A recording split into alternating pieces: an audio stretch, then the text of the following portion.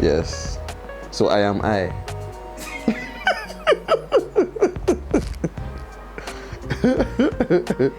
The most entertaining guy you're about to experience. Well, my name is Shima. For those that don't know me, I mean, in my little corner of the world, I'm an architect, building engineer, real estate developer, and a proper Jesus baby, aka carpenter. Design, build houses, design, make furniture, build and sell houses, one-stop shop, everything construction related. And I mean, I'm your guy, your plug for everything. Whatever you need, I do for you. Apart from human parts, I stopped that business last year.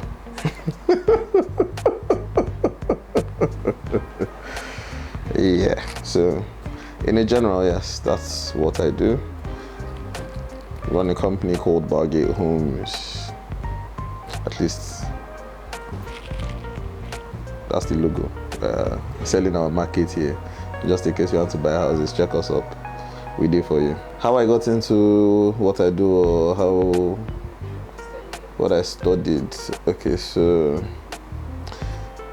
interesting. Kind of make me sound intelligent when I tell people what I studied in uni. I think that was the first reason why I even picked that course. I was always going to read architecture, and I had gotten admission into uni in America, but apparently I was too young and I had to wait a whole year before I got into uni. And somehow in the middle of all of that, I mean, I was being a nuisance on the streets of Abuja. My father never really wanted me to go to America. It was pro-England. Then I had one beautiful accident that pretty much almost cut down the number of children he had by half. And maybe like 3 weeks after that, I had gotten admission and visa to go to school in England. And on the general premise that I wasn't going to be in his house and be irresponsible and be attempting to kill his children. So I ended up in England. Went to college in Leicester, a school that's shut down now called Erwin College. Did my foundation there for a year, then moved on to Loughborough University to study architectural engineering and design management. Yeah, so I mean, through the application processes, I'd applied for architecture in all the other unis. Then I saw this one in Loughborough. And at the point, Loughborough was basically Ivy League. Well, they still are. I mean, for the last couple of years, always hovered around the top 10 universities in England. At the point, they were 6th with the second best civil engineering department in the country. And they had some form of architectural department, but it wasn't architecture. It was architectural engineering and design management. So it kind of sounded like the kind of course that if you read, people would take you very seriously. And I mean, as an aspiring guy to be taken very seriously with my life, I went there and I did it. I went there and I did it. So yeah, that's what I studied. So I mean, everything kind of lines up somewhere in what I studied. This is a very broad-based course. It's not exactly architecture. It's not exactly building engineering. It's literally a construction management hybrid course. So it's a little bit of everything. It's just enough information on the design, just enough information on the engineering, just enough information on quantity surveying, on land surveying, literally everything that will pull together your typical building construction professionals across all their fields is literally what you were taught. And it kind of gave you a base to go on to master in whichever one of them that really interested you. But being the miscreant that I was in uni, at the point I feel, first of all, it was a struggle to even first of all finish the school. I'm sure if my father ever gets to watch this, he'll be thanking his lucky stars and telling you people, see, you people don't know what I went through with that boy. But thank God he finished and he's doing pretty well. He will always tell people when we get into have a conversation about education, if I did not sit on him. So thank you for sitting on me. I mean, I'd have been flat if you sat on me anymore than you did.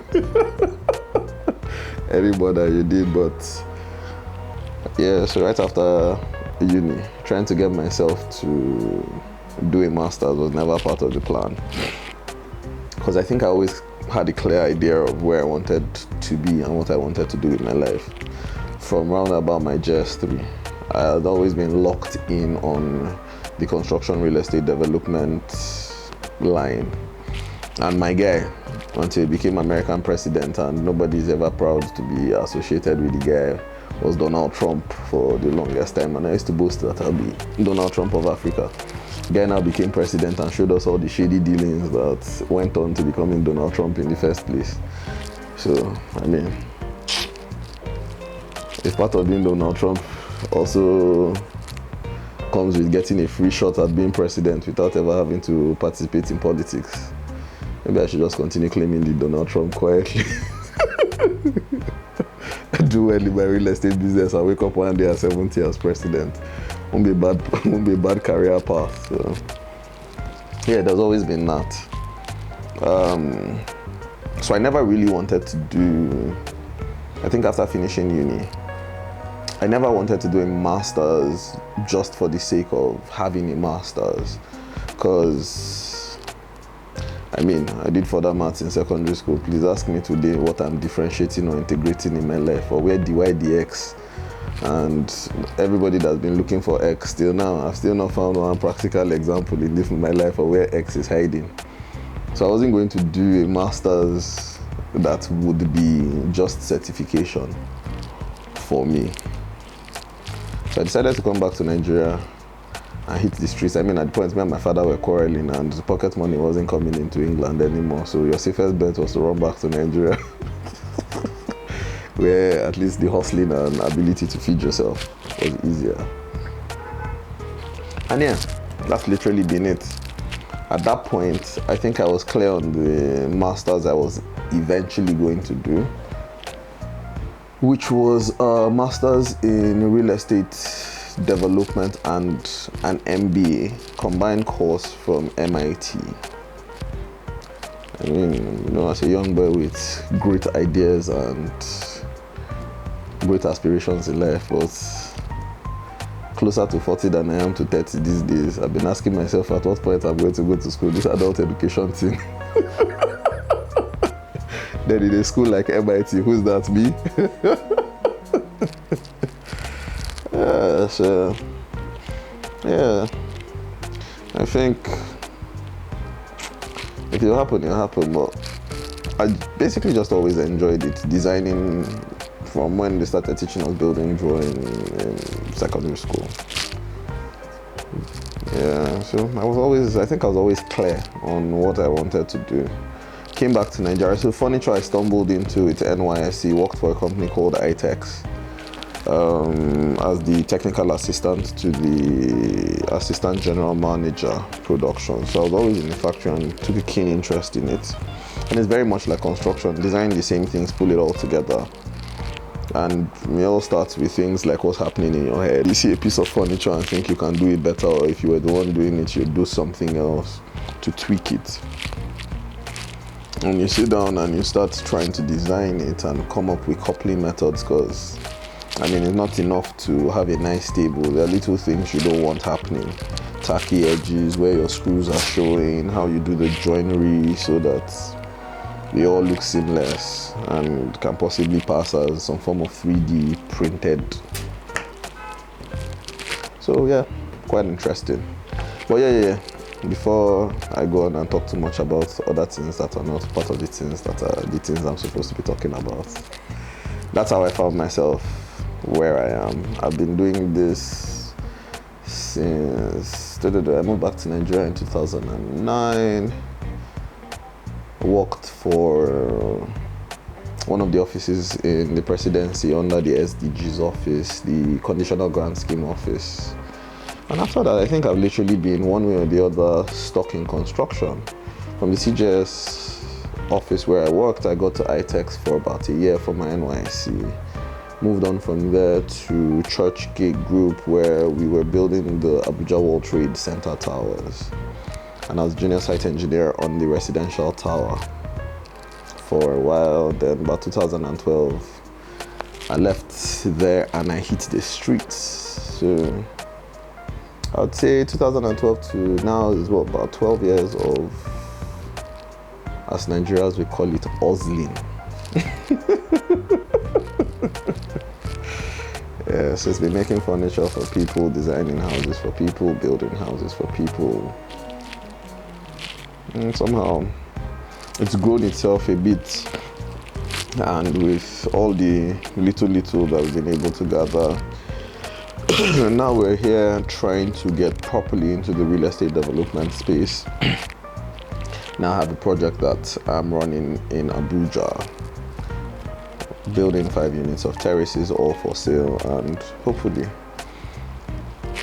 if Nigeria allows, we can retire in the next 10 years. I think my expectations of uni were firmly matched with the reality that I lived in university. But the one thing nobody told me, that I found out on the day of my graduation, was university is not for intelligent people. University is for good students. And I literally pride myself on being an intelligent person. I pride myself on being an intelligent person. But the good student bit, so, I mean, going into uni, what was it?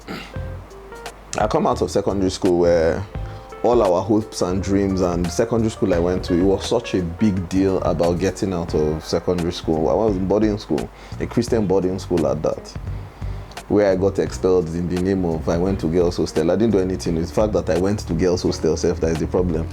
So if it was the kind of federal school stories where they were catching people with condoms and morning after pills, I wonder what they would have done. Probably done exorcism for us before they expelled us from school. But in the name of going to girls' hostel that we were not caught for, and we were reported maybe a week after the so-called event happened. And at that point in a school where things like that, as little as seeing you holding hands with a girl, was such a big deal for the staff of the school. You can imagine, and then them telling you how they are training you, because once you get out into the wider world, this wider world was being painted as, then in the wider world they're talking about, you're having conversations about Sodom and Gomorrah, and how this training is what is going to keep you from plunging into the world and being a full rascal. And the more depraved children are, the more eager and the more curious they are to. So for me, getting out of secondary school, which was finally going to uni and not being under anybody's control, not parentage or school supervision, and finally going out into this wider world. I was going out there to see how wide this wider world was. So I'm not sure I need to tell you anymore about what I was going to uni to go and look for. Let's see the end of this party they were shouting about in the wider world. Let's see how far we can actually push it. Where were the parties? Where are the girls? What exactly was this sex thing about? All the drugs that they said don't do. You smoke Igbo, you run mad. Let's go and see if we can smoke it. Okay, everything that was available out there. I was like, yeah, so I'm going to try all at least once, just so that I can tick it off and say I did it. And I went to uni and I partied properly.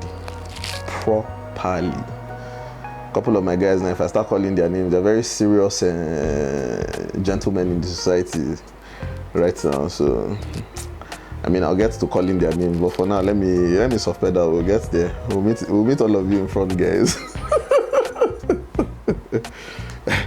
The Tanners and the Loughborough Boys from the 2005 set. I'm not sure if people want me to call all your names, yes, but Y'all brace up. Your stories are about to come out. Well, yeah, so that's literally what it was. And with all of these expectations, I knew I was pretty, I'll say relatively,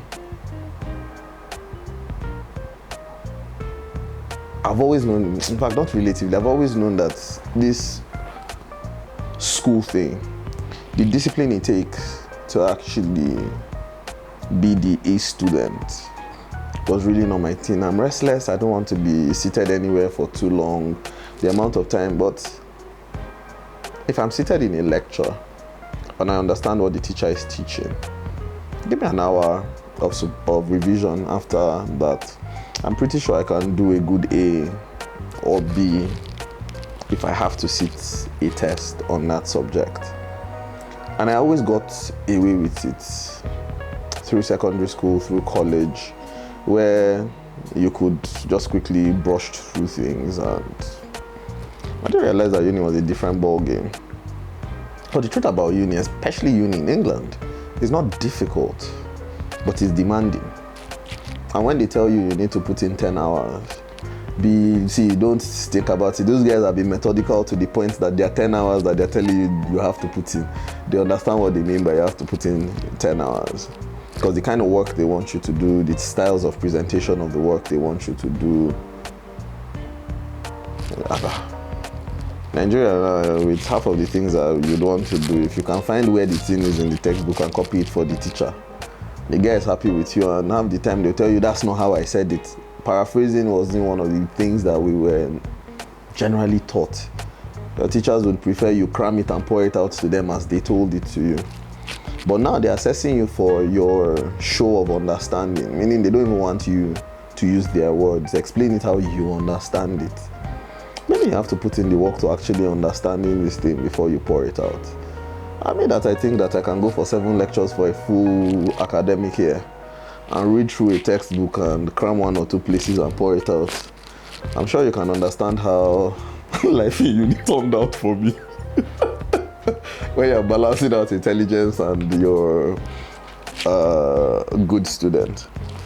And that statement was made to me by my final year project supervisor. He didn't tell me, he told my father. He's like, yeah, so he's such an intelligent boy, but university is not for intelligent students. It's for good, dutiful students. And that's what we found lacking with him.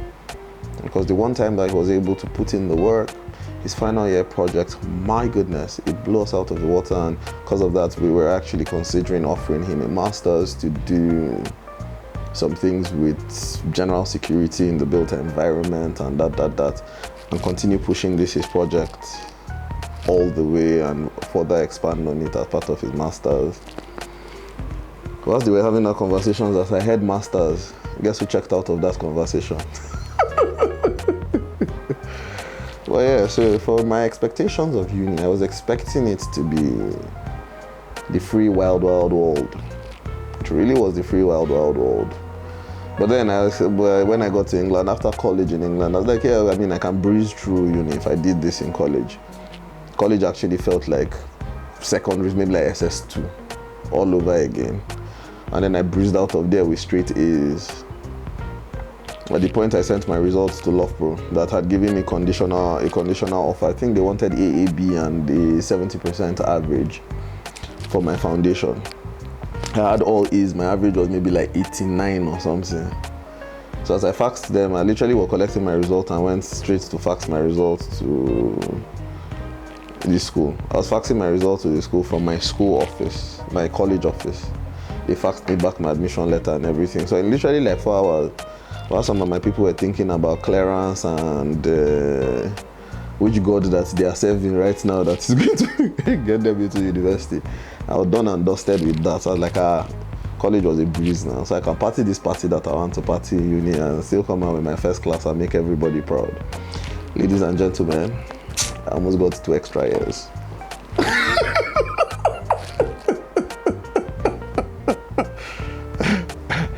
So yeah, it was the same thing that I expected uni to be. I guess what I would have hoped I knew then was the amount of work. It literally wouldn't have killed the balance in my party life, because some of my friends literally partied harder than I did and came out with first class.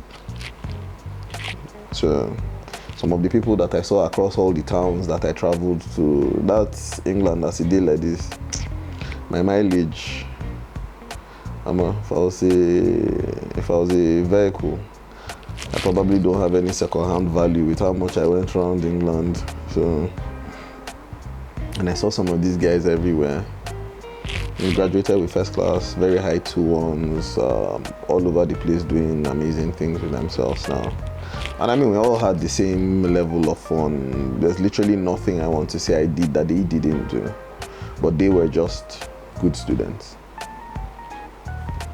Yeah. No, I was.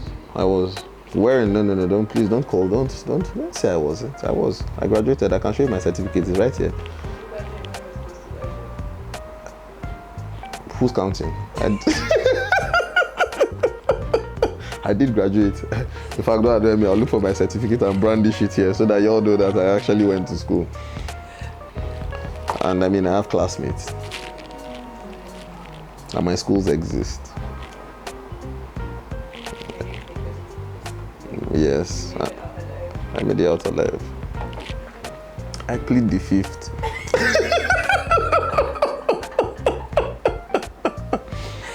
I plead the fifth, please. There are experiences that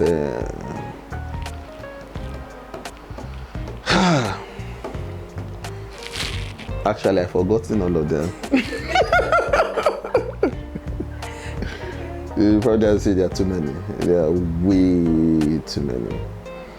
It's too many things that if I say, I mean, right now I have 2 children in this world right now that call me daddy. If they ever stumbled on this thing with this internet that never forgets, if they ever stumble on this thing at some point in the future, there's no way I'm going to be able to correct my children and tell them to behave a certain way in school. And I plan to be a pretty good parent. So some of those things, I mean, let's leave those stories for later. Well, I mean, I'm not sure a lot of people had the kind of uni experiences that some of us had. So, I mean, there were a bunch of us. At the point we got into Loughborough, Loughborough is a tiny little village and is a full university city. Probably the biggest single campus university in England.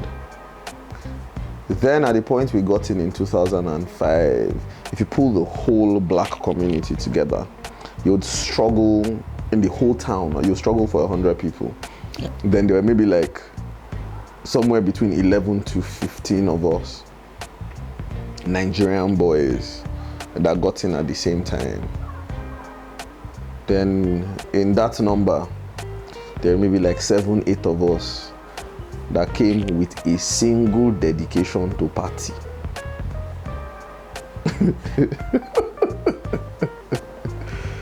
Boy, so I mean, our first year was pretty chill. There were a few other people, a few sets ahead of us with 1-2 people. So it was literally not a school you'd hear about or see black people trying to go to. By 2007, because of the chaos the 7-8 of us had created around England, and the Loughborough boys, you would think it was a battalion of Loughborough boys and Loughborough boys just generally had a reputation for chaos and partying. But it was the same 7-8 of us traveling across the country, partying and causing trouble. That by 2007, the school had very quickly started garnering one of the popular Nigerian-based university. And then suddenly now, I mean, there are more people that go to Loughborough than go to virtually all the old.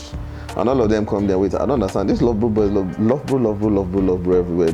As in, this is literally the whole city. This, all of you people like this. Yeah, so, I mean, it was quite the experience. We started having conversations about it. People like my good friend, Tolu Ijogun, and Olu Ashemi Lore Dabiri. Like if Uzo, if all of them catch me by the time I'm done with some of these stories. No. I mean, by my second year, the nonsense that we got up to. First year was chill. We were all in halls. We were all staying on campus. So the parties were they were calmer. Then one party happened. We went to Reading for one of their ACS parties. It was the Reading ACS party that was literally the straw that broke the camel's back. Can never forget that party. We had planned this Reading ACS party for so long. We've gone there shopping, everything for Reading ACS party. Booked our tickets for train. Booked the hotels we were going to stay in. Literally full 9 yards. So bad that we were even having meetings on how much money each person had to dedicate for the drinks we were buying that night, and it had to be a full turn up and turn out. Then we end up in Reading, and ginger, as in we had planned ourselves. We're probably in our minds the most prepared guys for a shutdown. We were supposed to be walking from our hotel. Okay, actually our taxis dropped us somewhere in the town center, not too far from the club, and we're walking down to the club. Can never forget. Me, Tolu Ijogun, Lore, Kaka, Andem was with us, but Andem's sister was in Reading, so Andem was literally just meeting up with us there. Then Touareg, then Volkswagen Touareg SUV, pulls up at the traffic light we are walking past, and the window comes down, and another one of our friends, Omar Mantu, was driving the Touareg, and Tolu almost fainted. He was like, what?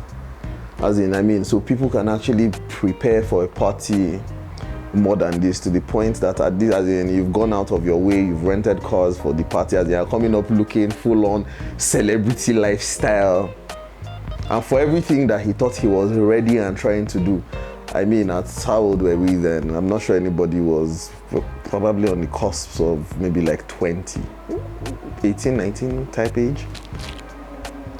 And then Umar pulls up, and then, I mean, at the point, I think that was probably even the first time that the Touareg had been released. So it was such a big deal. The full inflation that we were coming to the club with died before we even got to the club door.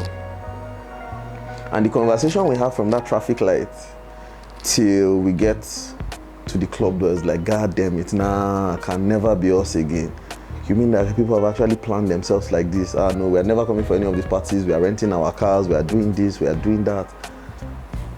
Like, it's a serious thing like that too. Like, yeah. As in, say, just watch the difference now. By the time he gets to the front of the club now, if there's a valet there or something, and he comes down from this car, there's no babe that you are trying to talk to, that Umar is trying to talk to, and he's not the one that is getting her. As in, at this point now, as in, if there's a VIP, there's them in the VIP, then there's us after, no matter how much we're spending. He has set the bar too high. I literally just went off on a rant. Turns out we went into the party, it was a mad-ass night. So bad that we came out and nobody even remembered any of the car issues that we just saw outside before we got in. Very good party. So everybody ended up back at the hotel, went up back to Loughborough. The next time that there was half a chance to go out, I think they went out for a party in London. I didn't go with them at that point. The entire plans and calculations were where to rent cars, the cars they were renting. I know that became the normal for the whole. So for the whole of first year, the upgrading, everywhere that we went, everywhere there was a party. If you didn't have money to rent a car, you stay in your house. As it was so bad that it was in the calculation cell sometimes, you'd have outspent yourself through the term and you're getting to the end of it. As in, at one point, if I bought textbook, maybe like 2 weeks to... I had to call my dad for textbook like 2 weeks to the close of that semester. And for someone like me that every semester, I change all my courses, my 6 courses change every semester. How I was able to call my father and justify needing the quantity of money that I was requesting for one textbook, 2 weeks to the end of the full semester, please. I keep asking myself, if not that this man just literally, or looking at me, stupid boy, you just want money, take, I'll give you. If not, how else did I think I was justifying to him that a full semester had gone past and I needed this quantity of money for a textbook to use for 2 weeks? Just so that my own money now to put in the pot for whatever party we were going to was complete. So yeah, I mean, no. Uni. Yeah. We did all the things we wanted to do. We had all the fun we wanted to have. And it was so bad that sometimes you see us sitting down and having conversations. So there's this thing that we start pumping ourselves up and talking about how they can never laugh at us. They can never see us playing games beneath our level. We must always go there at our prime and top of our pockets. I was like, One day, I think in our final year, when we're having this conversation that we have been having since our first year, just in a full comic moment, my friend Tolu now turns out, like, guys, but seriously, there's one question nobody has ever tried to ask. And everybody stops because we're having this conversation very seriously. I'm like, I beg, who are they? This day that you people are talking about, that they will not laugh at you, they will not do this. Who are they? So from that point, it now became a thing for us. Okay, so you guys have actually created an imaginary set of people that are judging you people just because that's the standard that you set for your. But who are they? This nonsense that you are doing. Who are they?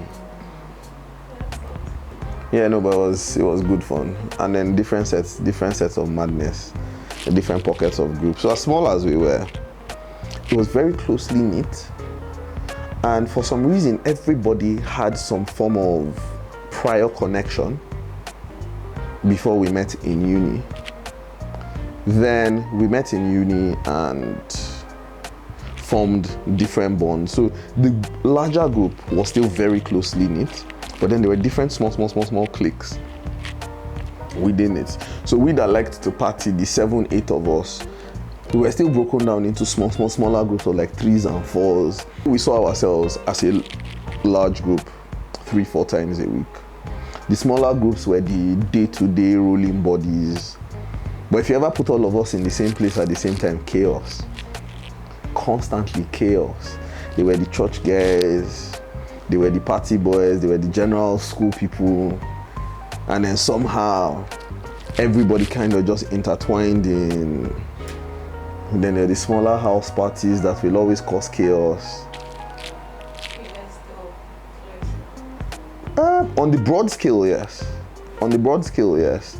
For some of us, it's almost so tight that people claim that we formed a cult when we were in uni.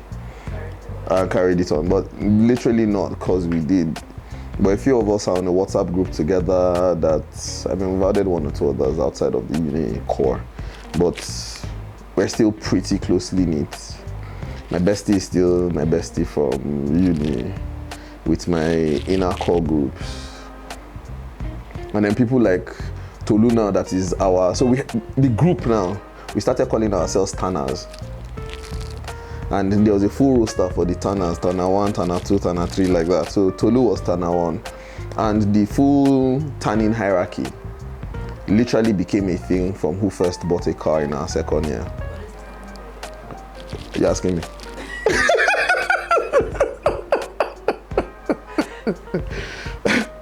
I think at some point, at the first person to turn 40 amongst the tanners, I'm going to hope that we all make it to that person's birthday. And I'm going to call all the tanners out. And somebody is going to have to tell me what tanner is and what tanning means. A big A4 envelope of condoms. Get him drunk before he goes.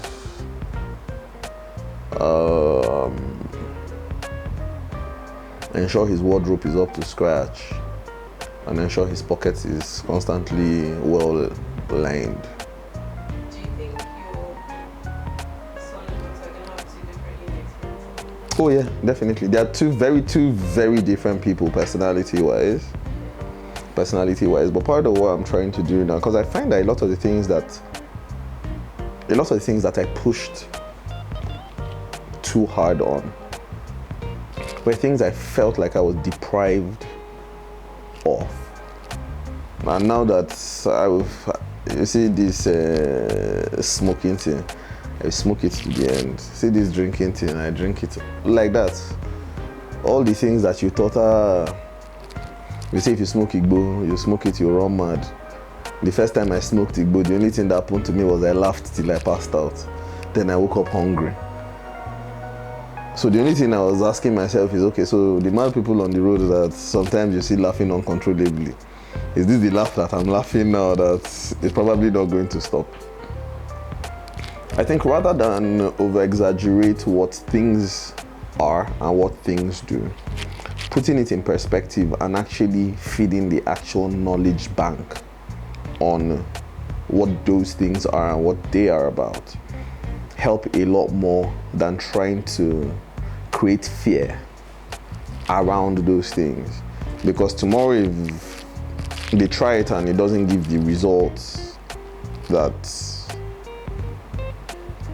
you've been preaching, and they decide to binge on it because you've created some form of fear or unnecessary boundaries around things that are not so much what you claim they are,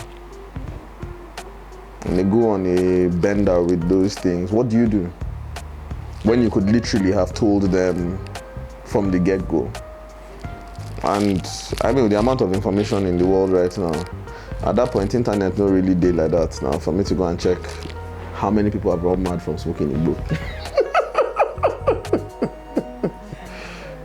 Yeah, so right now, anything you tell them, there's information everywhere and they check you out on it. So if you become that guy that starts to feed them information that doesn't check out, then you no longer become the reliable guy that they go to. And for me, I'd rather my son comes to me and tells me first about all the things that are troubling him. Whatever. I mean, my younger brother used to be that guy with my dad, and I used to look at him like, are you mad? But then I grew up and found out that, okay, there was some kind of relationship that they had. I'd hear stories like my father laughing and telling me my brother took off from school and came to meet him and told him that he had sex with a babe unprotected and he's panicking now and wants to go and do HIV test.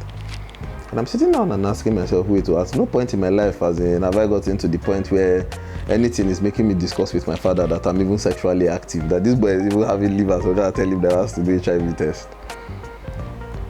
But then, I mean, now I've gotten to the point where I have kids and I want my kids to have that level of freedom with me. I want my daughter to be able to come and tell, please, take note, don't come and tell me that you are sexually active. I didn't ask you for that information, keep it to yourself. But whatever happens from it, yeah, come and have that conversation with me. You are pregnant and the whole 9 yards.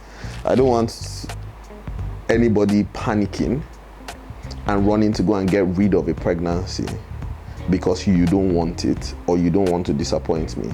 Then end up putting yourself in harm's way. Come and have a conversation with me. It will break my heart sometimes, it will disappoint me sometimes, but first things first. How do we navigate you safely out of whatever situation you find yourself in? So, I mean, as I joke and I say, I'll give you condoms, I'll give you the boy you want, I'll give you the... It's basically my own way of saying, the only things I will tell you, it's a wildlife that you're actually going out to. And I'm not there, I'm not trying to police you. There are no boundaries, and there are very few schools that you'll go to that will treat you like a body in secondary school. So it's literally at the point where you start forming yourself, your independence, your ability to deal with the world and what it throws at you. But then first things first is, it's never that serious that it gets to the point where how I feel or how I'm going to react trumps getting you and navigating you through whatever problem or situation you find yourself in safely. So for them, everybody's same thing. I mean, one of the beauties about kind of father I have is I was going to uni and he literally did the same thing to my sister and I. He gave me a long talk about sex in uni and how I'm getting to the point where this might going to uni and all the things that will happen in uni and the amount of people's daughters that I'm going to end up sleeping with. And, you know, as in just laughing about it and telling me things like, in my time, the worst case that will happen is pennies go paying you when you're the peace. Small antibiotics here and there. The gonorrhea don't go. They say, but in these people's time, some of the things now, we don't even know what they are, whether they are treatable or how they come about. And some of them, you have to deal with the consequences for the rest of your life. So if you don't do anything, protect yourselves, because the diseases are one thing. Then secondly, there are children that are product of this sex thing that you think is going to be so sweet and so enjoyable. And the children is not as easy as busting a nut and 9 months later child. There's a lifetime of responsibilities that come with the child. The easiest part of itself is the 9 months that they are carrying the child, even if they are slapping you every day for the 9 months. When bills come into the matter, you wish that it was only slap. They should continue slapping you every day and just forget about the billing. Because eventually you get invested. How well that child turns out. You don't start to understand as in...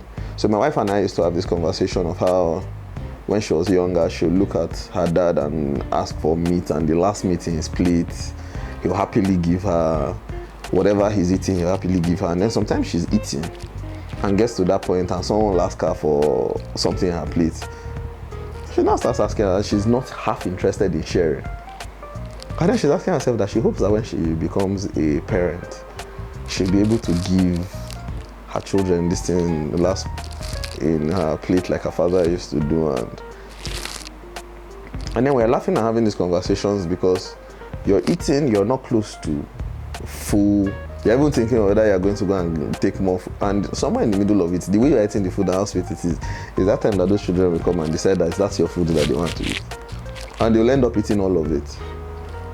But then your joy at that point is not them depriving you.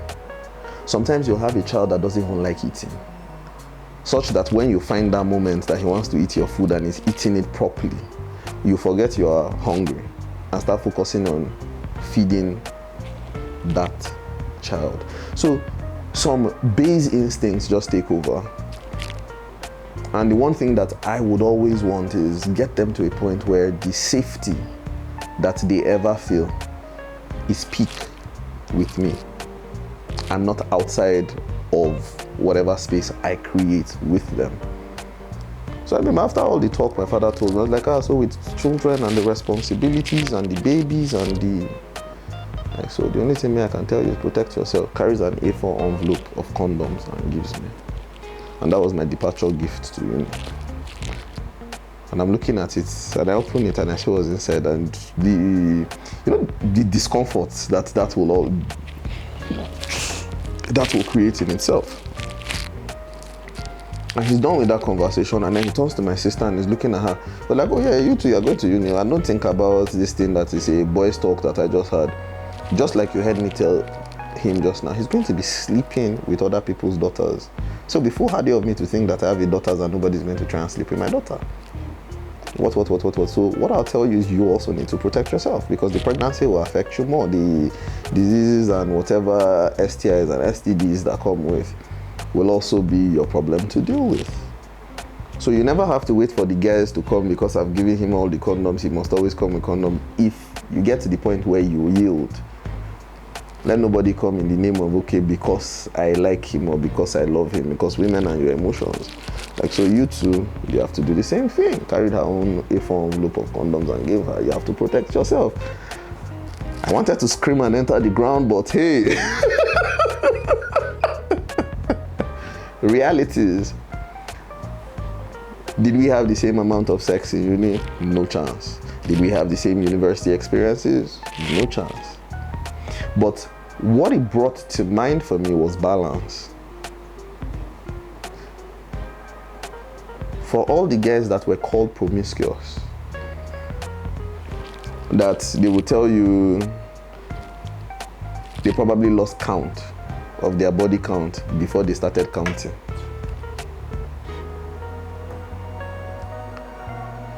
They were masturbating. Someone else's daughter was casualty in that lineup. So you also always have to put yourself in a reality check space. So for my son, same thing. For my daughter, same thing. But then one thing that I'd always need them to know is home first. We solve it in house and then we move. But I take God beg that boy. The way he's churning out his activism at 3. He shouldn't do to me the things I did to my father.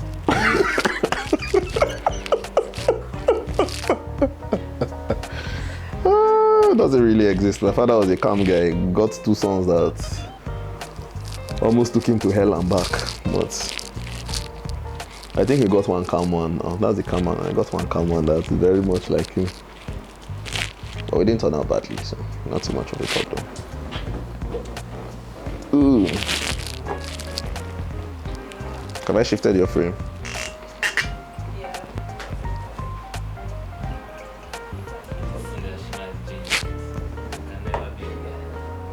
Valuable life lessons. Ooh. What are the valuable life lessons? You now put Gordons in front of me. Like I'm a like I'm an elderly drunkard. Do you know the kind of people that drink Gordons? Anyway, at least they can see the color of what I'm drinking. They know it's not me. Well, first of all, I never had a chance to have gone the normal way. I've literally just been that guy from time. Never really had that chance to go and have a regular university experience. But what would I tell myself? I'd have told myself to have fun. Because I find that literally when I start telling some of my stories and I hear people now having that conversation of, oh, I should have. I'm one of those guys that never really wants to regret not doing it. So the only thing I can say, I can call any form of regret as per uni experience. Let me at least pity my father small and say I felt for his pocket and the number of school fees that he had to repay. Not outside of that. But as my people will say, lion or the born goat. So the lion spent money training his lion, so you shouldn't feel too bad. You shouldn't feel too bad. Do you think you need ready? Well, for a lot of things, yes. I mean, if you have parents like my own and you had uni experiences like my own, there were times when, 2 weeks to the end of term, I can actually call and pull a scam for money and everybody's in a jolly good mood and the money will come. The other times, hey, you see me and my same guys that were the chairman ballers of association in all the parties. Nobody needed to see the lifestyles that some of us were living. I remember one time as in the level of how broke we were. And we decided that, we will now live prudent, normal lives till our next pocket money inflow. And just to be able to eat. I remember, I think Tolu made stew and refused to give Lori. And inside the vex now, everybody now stick to your budget and feed yourself and save yourself. Lori decided he was going to cook his own stew. I mean, this is us that you're hungry. I've gone out to go and find what to eat down the road and here and there. You decided that this your £5 that you're using to eat one meal from Mr. Chan's or Mario's Pizza or one of them places. It's better off making you a pot of stew and a pot of rice that you can eat for 4 days. Lori called his mother and literally put his mother on the phone. His mother stayed on the phone through a pot of stew. Okay, so do the blend the tomato like this, blend the pepper like this, boil this one, boil that one, boil the chicken like this, fry the chicken like this, and he actually pulled off a mad pot of stew. So I think the valuable lesson in all of that, where if you don't learn to plan. I realize that the only thing and the only person that really did for you in this life is you. And then sometimes if you have a guy like my guy Vino too did for you.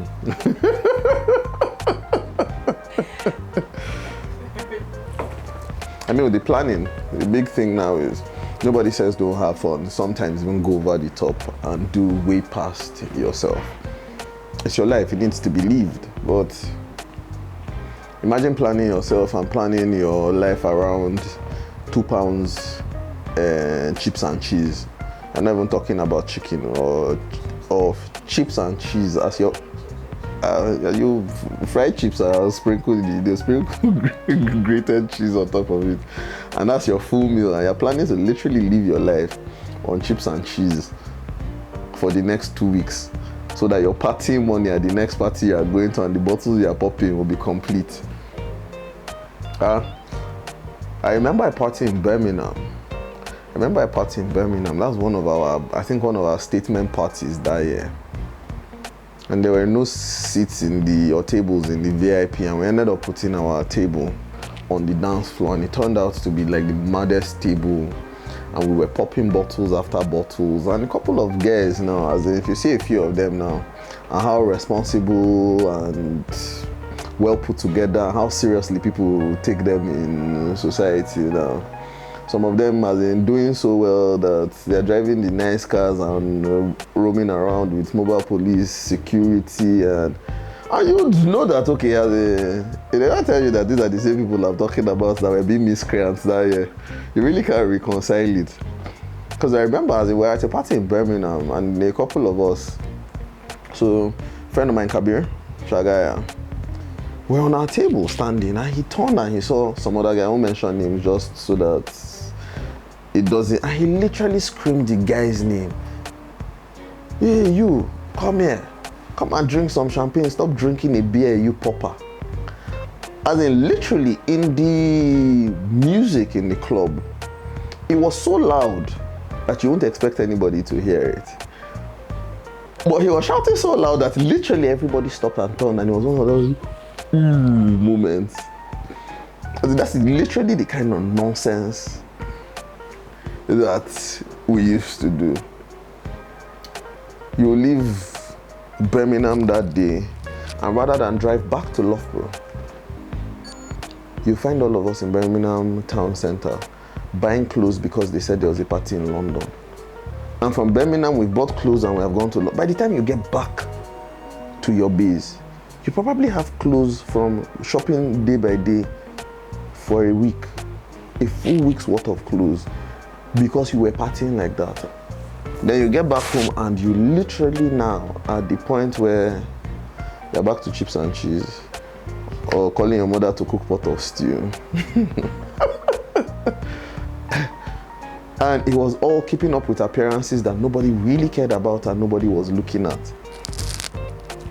So bad that my wife did her master's in my uni, and I don't think I ever saw her in uni. And then somehow we've had, not those things, I never saw her in uni. But somehow we're having conversations and we're at a point now where literally all I had was a reputation around school. And apparently we were just a bunch of rich, spoiled kids that literally just came here to party and waste away our parents' money. So as in, if I met you in uni that time, we'll not be guys. As in, we would not have had a chance at dating. She was like, it's even guys. There was nothing that was ever going to make us be, as in, friendly. Not to talk of friends, friendly. Then to find that right now, he's tending to my seed.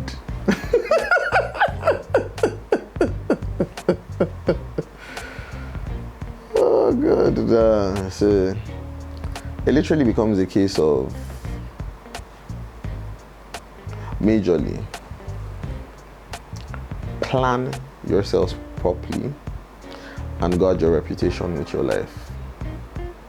I think those are the two things, because I wasn't half as bad as the image that these constant partying and being out there was painting. It was literally a once every 2 weeks type situation. Well, basically once every 2 weeks type situation, but that's all people saw.